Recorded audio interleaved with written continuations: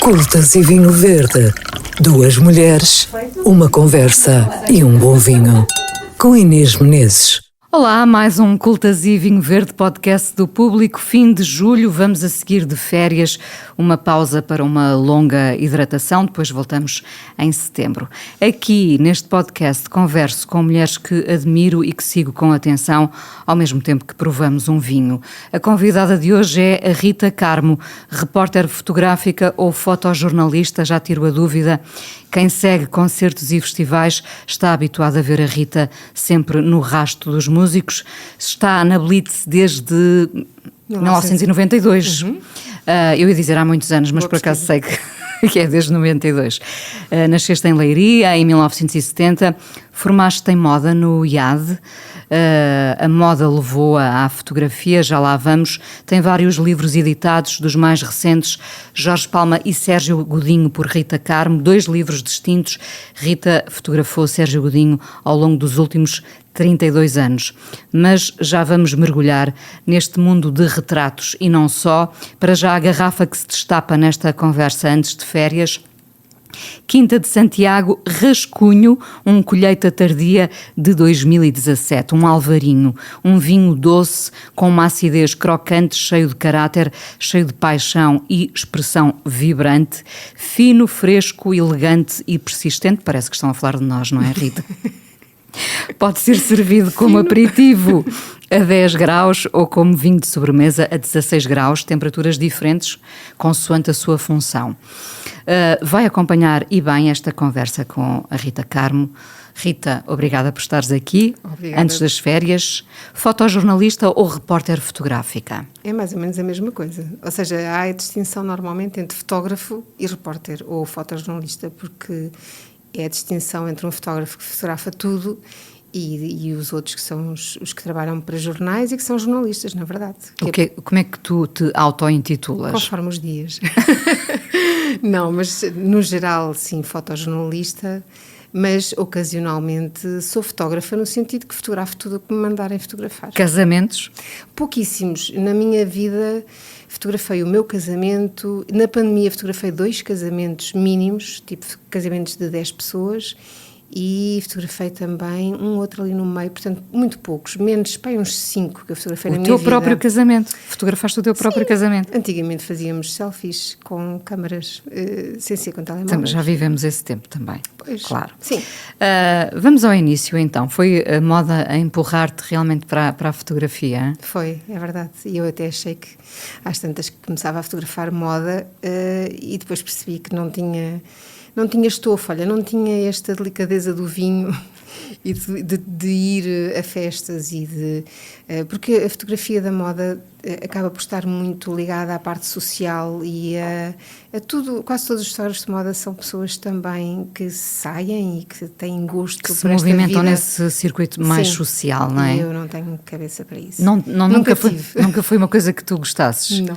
Mas então tu vais para o IAD com este intuito de fazer moda mesmo? Sim, de fazer roupa. Eu fazia roupa e depois passei ali, rapidamente percebi que o meu estilo não ia mudar muito, portanto eu não ia adequar-me às tendências, que normalmente os estilistas têm de se adequar a tendências, e achei que, ok, até podia ser ilustradora de moda, e no meio disso tudo eu entrei para as Belas Artes e acabei por ir para design de comunicação, portanto fiz aqui umas grandes curvas, voltas. Sim.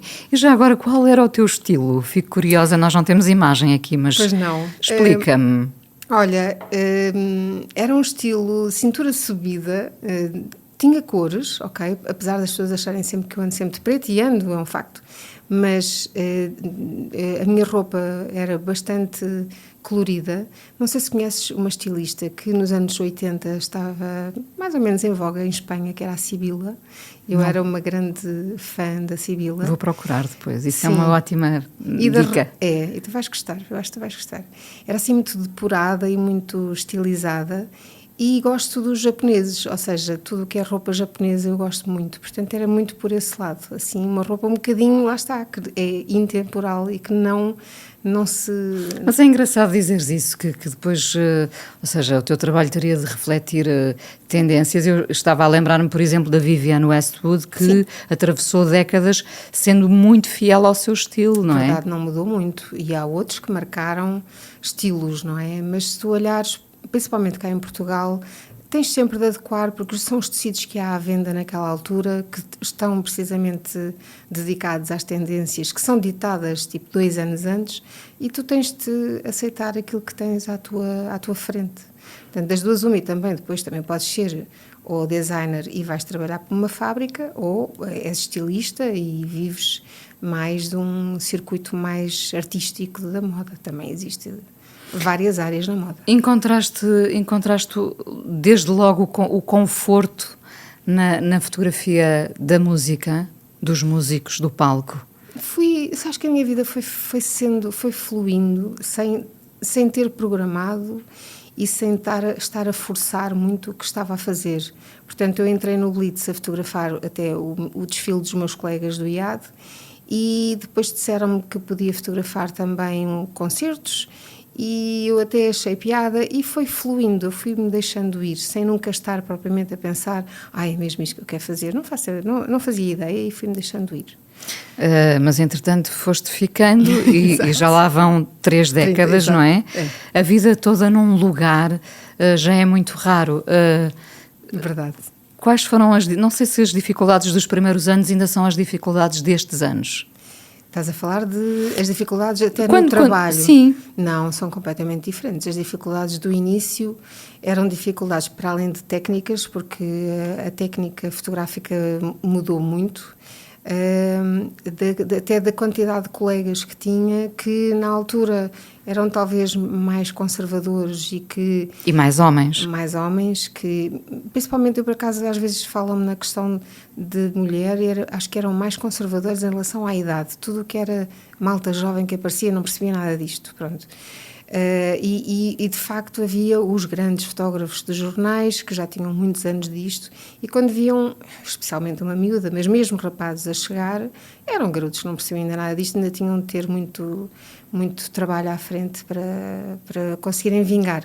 Eu acho que foi mais a questão jovem, porque eu comecei com 21, do que propriamente a questão... De ser mulher.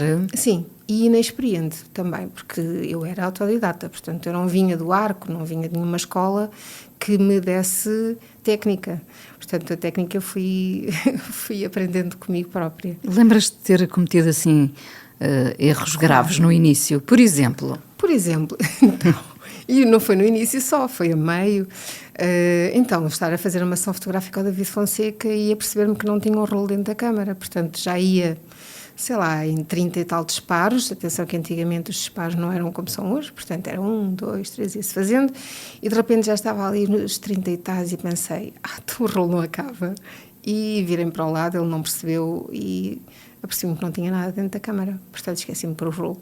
E foste a tempo de remediar a situação? Assumiste o erro? Não, ele não se deu conta. Muito bem. O essencial nestas coisas acho que é a nossa descrição, e até porque senão ele ficaria em pânico, tipo, mas esta fulana veio aqui fotografar. Bom, e estavas mais ou menos em casa porque o David Fonseca também é de Leiria, não é? Sim, mas na altura nem eu sabia, por exemplo, que ele fotografava, é engraçado. Pois, porque ele também fotografa. Mas sim, que era de Leiria, sim, porque eu me lembro de o ver no liceu.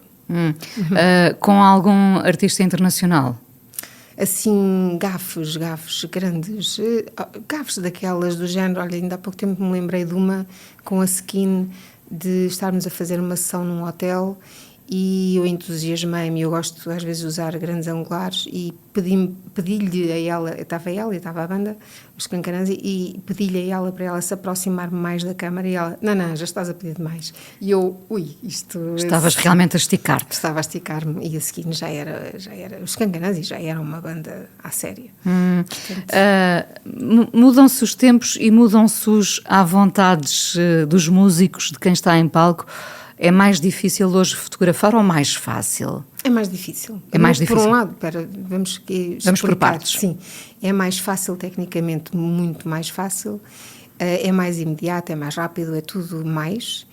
Depois é mais complicado, porque como somos muitos, eles defendem-se mais. Portanto, há mais contratos, há mais restrições, há menos tempo, há 1001 regras neste momento que são extremamente cansativas para quem está no processo, e palcos mais altos e tudo a tentar complicar. Ou seja, eu não sei, se eu estivesse a começar neste momento, às tantas sentia frustração mesmo, porque há alturas em que dá vontade de, não querem que eu fotografe, vou-me embora. Pois, já é um bocadinho tarde para desistir, Pronto, mas percebo, ou seja, são mais as exigências, é mais cansativo. É curioso esse Star System que passou a ser, eu diria que nós já tivemos maiores e melhores estrelas e, no entanto... É verdade. As exigências são todas agora. As exigências são, às vezes dizem-me, e eu até posso acreditar, que não são eles, que é a máquina, ou seja, que é a máquina da música, que são os tour managers, que são as pessoas que estão à volta, que eles às vezes nem sabem, mas outras vezes são eles. Ou seja, temos um exemplo, o Brian Adams. Tu tiveste aí uma polémicazita com a Rosalia, ou queixaste? Não, eu queixei-me, é engraçado, porque eu na altura, isso foi assim... Foi levemente empolado. Eu queixei-me já no fim, já tinha ouvido vários colegas meus, o Porfírio do Observador já se tinha queixado, já havia vários colegas a queixarem-se, porquê é que nós não podemos, porquê é que a Rosalia não deixava fotografar? E há uma altura em que eu também faço um post a dizer, caramba Rosalia, porquê é que não te deixas fotografar? E de repente, pronto, pareceu que o mundo, meu Deus, a Rita fazia grande questão. Eu já tinha fotografado a Rosalia antes, portanto não era por aí. Era só mais um concerto. Aliás, eu na altura lembro-me que até disse, por mim, eu ganhei uma noite em casa. Tudo bem. E quais são os motivos para... soube-se? Da Rosalia? É assim, eu imagino que seja aquela coisa habitual de... que aquilo era, de facto, esteticamente era muito bonito e era muito composto, e ela quer, no fundo, controlar o resultado final. Pronto, é só isso. Essa é outra questão muito curiosa destes tempos em que tudo nos parece mais fluido e, no entanto, nós queremos o controle de tudo. Sim, nós queremos controlar tudo. Isso acontece no texto também, ou seja, cada vez mais as pessoas querem rever textos para ver o que é que os jornalistas estão a escrever sobre elas, portanto, não é só uma questão da imagem, é de tudo o que sai cá para fora, porque há equipas de imagem que querem confirmar que a pessoa disse de facto aquilo, e às vezes a pessoa até disse, não é? Mas não devia ter dito. Essa já é outra parte. Ou seja, gostamos imenso de manchetes e de polémicas, mas depois temos um medo, não é? Que as pessoas as ouçam, incrível, que chatice. um telemóvel passou quase a ameaçar o lugar do fotógrafo. Sim, de certo lado sim, porque nós vemos, mas acho que já esteve ainda pior, por acaso. Eu já vejo, pelo menos já pensam nisso, que é incrível, do género, porque está tanta gente com o telemóvel? Pronto, isso já é bom. As próprias pessoas que estão num concerto notarem que ao lado preferiam não ter tanta gente com telemóveis, mas eu lembro-me, há uns 10 anos atrás, pessoas levarem iPads grandes, ou seja, nós tínhamos à nossa frente não só telemóveis com só ecrãs relativamente pequenos, mas tínhamos ecrãs grandes à nossa frente a tapar a vista, portanto, eu acho que já esteve ainda pior essa parte. Mas sinto é que as pessoas pagam muito por um espetáculo. E não vivem. Não vivem e guardam, eu tenho a certeza que depois não veem, depois às vezes, imagina, trocam de telemóvel, não fizeram backup daquelas fotografias, não serviu para nada. Eu às vezes questiono-me, as pessoas andam a esta necessidade de guardar coisas que não vão rever nunca. Eu, por exemplo, as fotografias que faço de férias, imprimo em pequenos livros, mesmo com vontade de, olha, está aqui, está guardado, quem quiser ver, vamos ver. E mostro aos outros, quer dizer, as pessoas que partilham casa comigo, precisamente para eles verem também. Mas acho que muitas das pessoas que tiram muitas fotografias no telemóvel, depois não as vão ver. Tens razão.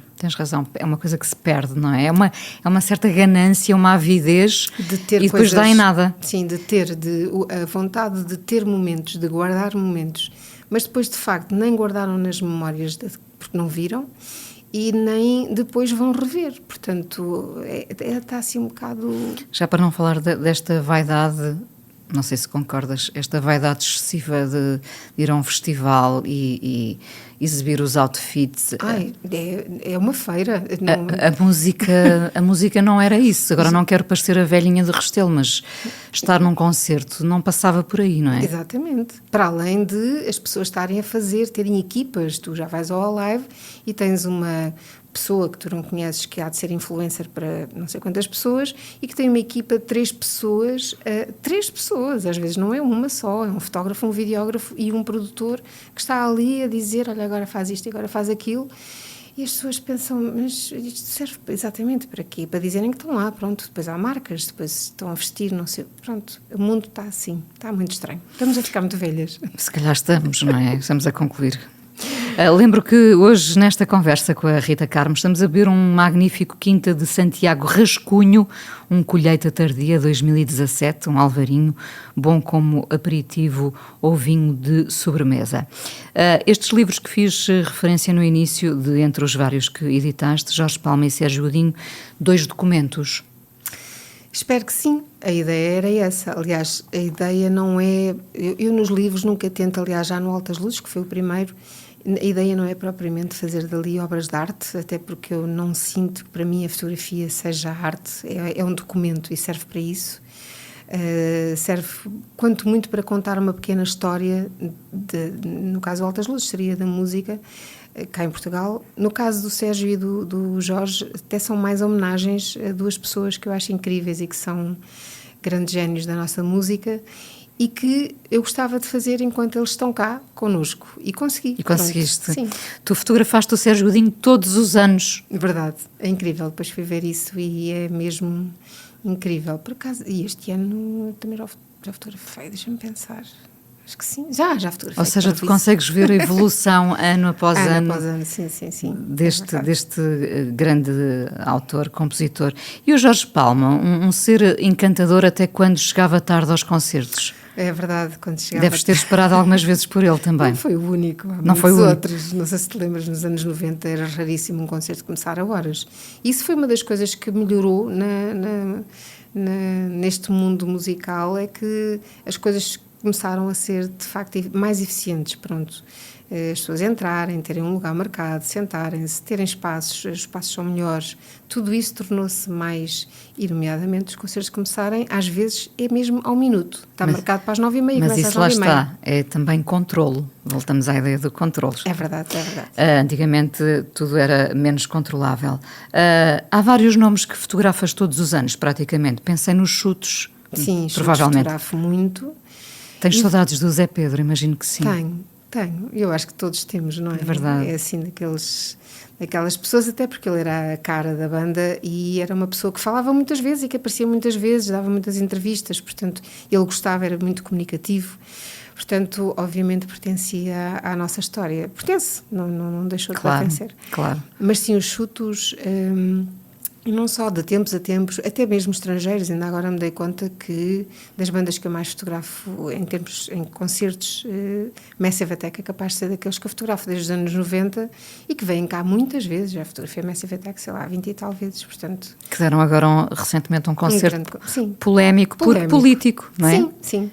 Eu acho que eles também sentem que é uma função que podem ter e sem dúvida. Acho que é com eles, acho que quem gosta deles já sabe que já eram semipolíticos, portanto, é com eles.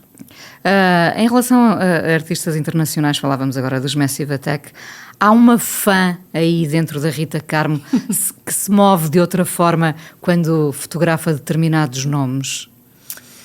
É assim, é engraçado que depois gozam imenso comigo. Os meus colegas sabem, por exemplo, que eu gosto de Radiohead, então quando Radiohead vem cá, por exemplo, imagina um festival ao Alive, como já aconteceu, e olha, está ali o teu amigo, está a chorar, e eu não estou no concerto, está a chorar, porque ele parece estar sempre a chorar, eu não estou de facto no concerto, estou na sala de imprensa a tratar as fotos, portanto não estou a ver o concerto de facto.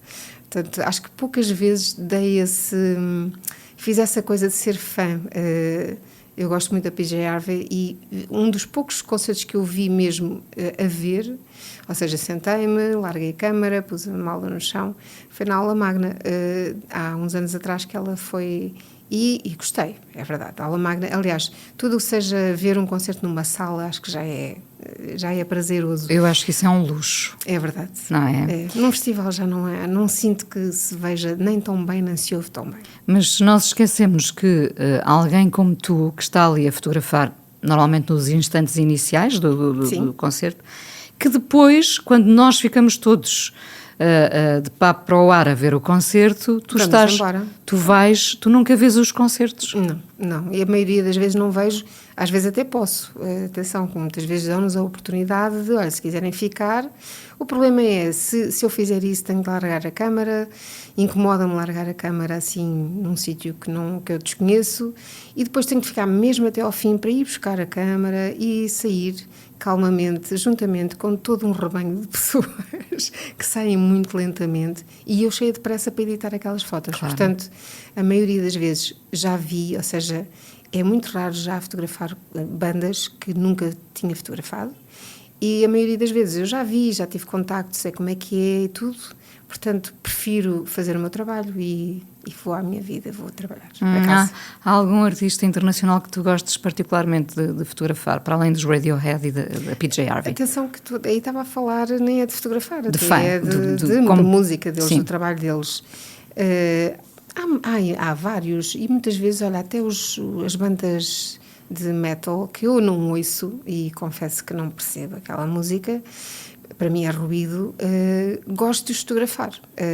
Ainda agora, Marilyn Manson, por exemplo, que foi, e que nunca é fácil, curiosamente, muitos deles, alguns são fáceis, têm muita luz, têm muito show-off, mas Marilyn Manson, que enfim, também é outro polémico, não é? Bastante. Muitas vezes é um bom desafio para fotografar. Como é que tu vês esta invasão da inteligência artificial? Já estamos a viver no meio dela ou ela já está no meio de nós, não é? Ainda tens fé neste toque humano que é insubstituível? Eu acho que nós temos de ter sempre olha, lá está a história do controle, não é? Mas não é o controle nesse sentido, é quase como a confirmar que está bem feito, porque muitas coisas falham assim. Mas, por acaso, na imagem, até agora, a inteligência artificial, em termos, por exemplo, de Photoshop, de softwares, está a ajudar-nos bastante. Não tenho grande queixa a esse nível. Penso que também para vocês, redatores e pessoas da escrita, há algumas coisas na inteligência artificial que dão bastante jeito, não é? Coisas rotineiras que nós temos de fazer e que se demora. Antigamente demorávamos horas e que agora eu consigo não ter de selecionar uma coisa ponto a ponto e que ele faz automaticamente. E a ideia de ficarmos sem emprego, não? A ideia que também é má, mas bora fazer a diferença, ou seja...